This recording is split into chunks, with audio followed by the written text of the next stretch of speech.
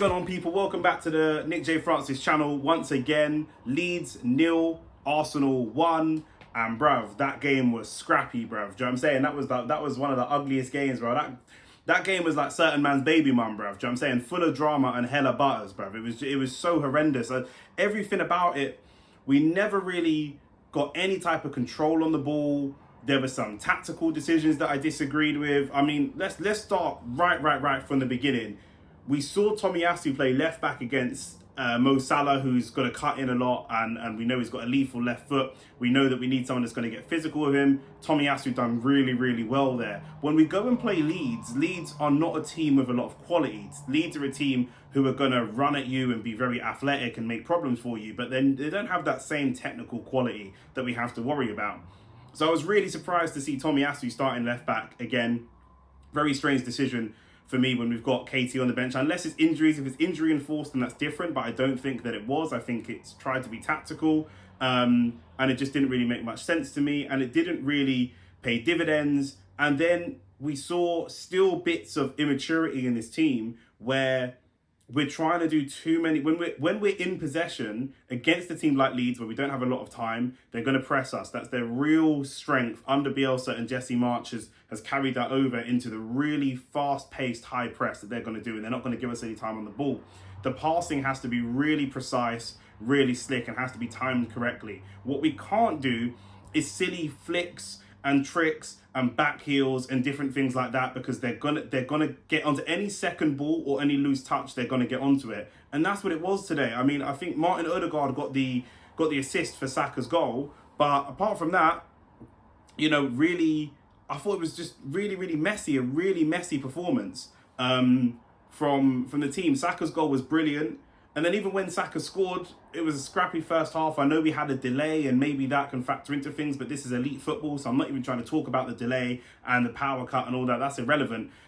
Saka takes it, goes direct, and this is what we've been waiting for from him sometimes. That, he plays at his best. He's a confidence player, like a lot of players. He plays at his best when he's playing direct. When he has too much time to think about things, he can make mistakes. But when he's running direct and the game is really quick, that suits him really well. Takes the shot on his right foot, smashes it over the keeper into the roof of the net, and it was a well taken goal. That's 35 minutes in, and then it's a bit of a tennis match until we get to half time. And what we've been seeing from Arsenal and from Arteta's team so far recently in the league anyway is that they come out of the starting blocks at the first 10 minutes of the first half and the first 10 minutes of the second half like lightning. They just fly out of the traps unbelievably, and that didn't seem to happen.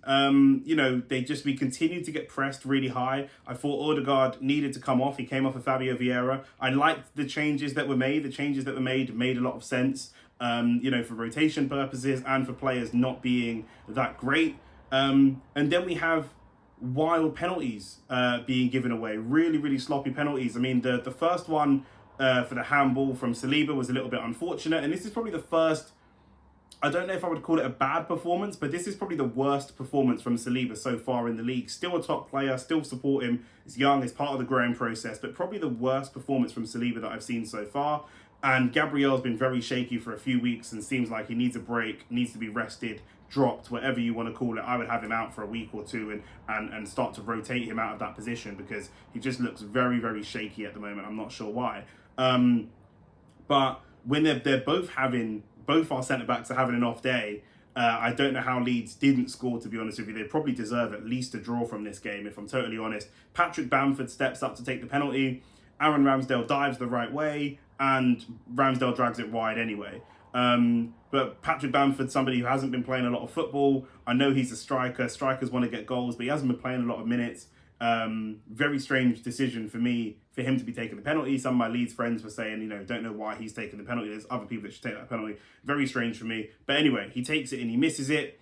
And Gabriel, the centre-back Gabriel, just seems so easily rattled at the moment. It's like whatever mentality issues Granit Xhaka used to have, it's like he's transferred them onto Gabriel, because he seems so calm and so composed at the moment, and Gabriel is the opposite. And he's the player that I think, if I was setting my team up against Arsenal, Gabriel's the guy that we're going for. We can rattle this guy, we can pressure this guy, we can make him make mistakes. He sees a simple pass, he doesn't play it, he plays a complicated pass, he tries a long diagonal, he dwindles on the ball and can't make a decision, he gets pressed. When he gets pressed, he gets himself into a physical battle, and he doesn't really want to be in that battle, and then he starts to get frustrated. Really, really poor form from him recently, and something that needs to be looked at. I don't know if KT and Tomiyasu can go left back and right back, and maybe we can slot Ben White in there alongside Saliba. I'm not entirely sure. For me, looking at the games that we've got coming up, maybe we give him a week off, or start to kind of bring him on later like we do with Tomiyasu at the moment, if these guys are fit to start. But we know squad rotation is going to be huge for us. But some silly decisions from him. Like I say, unfortunate for Saliba for the handball. It's just one of those. It hits his arm. He's in a physical tussle. It hits his arm. It's a penalty. We've seen them given. Not too many complaints about that. And then the second penalty, Gabriel gets a red card, and he's very, very lucky to stay on the pitch, because yes, the card is overturned because of the foul from Bamford, but still the kicking out and the afters, that alone could earn him a red card. And Chris Kavanagh, I think maybe, if you're a Leeds fan, you're not going to be happy. Maybe he's bottled that decision. When the game started to get really spicy towards the end, Chris Kavanagh looked like he just wanted to go home. He didn't really want to be in there. He was really struggling to get a grip of the game. Do you know what I mean? And it's really, really poor, weak refereeing from him. I'm not a big fan of Chris Kavanagh, period. But it was really, really poor refereeing from him. And Gabriel, very, very lucky to not have a red card. And it could be one of those where a red card might have saved us, because it would have forced us to start playing Ben White centre-back, Tomiyasu right-back, which I want to see happen anyway. And I don't think with Arteta's stubbornness, he will change things unless he's really forced to change things. And we've seen some of the really great results or great decisions that have come from Arteta happen because those decisions were forced. I'm not saying that takes away from him as a manager. He still makes the decision, but I feel that where his management does lack is he needs to be proactive in making decisions and not so reactive in terms of waiting for players to be injured or waiting for players to get a red card and then making those changes. But so the starting 11 I didn't agree with, just in terms of the left back. The management in the game, I did quite like. I liked how he made the changes. I liked, Ødegaard doesn't really come off. He plays a lot of 90 minutes. Getting Fabio Vieira on, just telling him to settle this game down. Let's slow the game down a little bit. Martinelli, I think, was really, really good again. He's learning that sort of crafty side of his game, slowing the game down and different things like that. But it was an ugly performance. It was so laboured and really, like I say, with Ødegaard, I know he's really, really good when we're playing against ball-playing teams. He's really good. But we need to understand, when we're going to play a rough and tough Premier League shithouse team, that's where we're going to struggle, because we do have a team full of slick football players, and we're just going to get bumped and pushed all over the pitch in typical Arsenal fashion, and that's where Ødegaard's going to struggle, and we saw that today.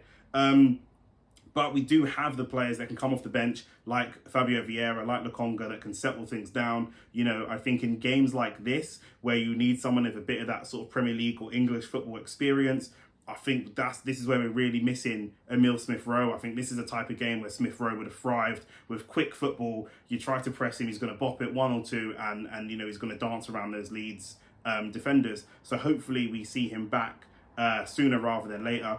But the positive, and it's all been pretty negative from me, but the positive is that, the mark of, I dare not say the word champions, but the mark of champions are the mark of a good team. Let's just say a good team for now. The mark of a good team, of a top 4 team, is that you can go out there and play badly or play ugly and win ugly. Can you grind out 1-0s when it gets tough like this? And like we've said, time after time after time, if this was this team a year ago, 2 years ago, 3 years ago, going into the Emery era, and even going as far back as the late Wenger era, any time in the last sort of 6-7 years, these are games that we would have gone on to lose.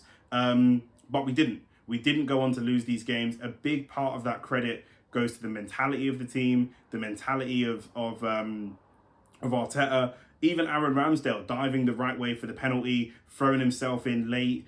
For one of the saves that he made goes straight into his inner thigh area. Let's say that he puts his body on the line. He commands the back four. Very encouraging. Even when The red card got overturned and got given as a yellow. Saliba slapping Gabriel on the back and really having that team camaraderie. That's the mentality that's going to get us through some of these hairy, scary moments. It's going to happen. Every team is going to have these dodgy, ugly moments, and it's it's not fine. We want to play slick football as much as possible, but these things are going to happen. But the positives are we are still managing to go and get good results and get 3 points on the board, even when the game's ugly, because us, City and Spurs, we are all so close to each other at the moment. Spurs, we beat them, but apart from that, they've been really, really good in the league. They could be a force. We don't know what's going to happen in the reverse fixture, so we have to just keep racking up these points no matter what.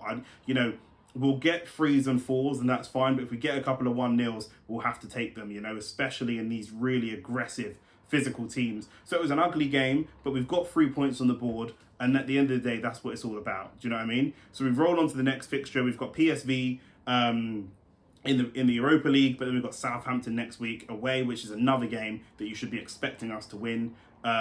But we just have to keep going and keep going. Do you know what I mean? What more is there? But we're still top of the table until anybody can displace us. We stay top of the table, and let's see what happens next week. So that's all I've got time for now. Main takeaway, ugly game, ugly as fuck, but it is what it is. Do you know what I mean? You've got to keep winning. Peace.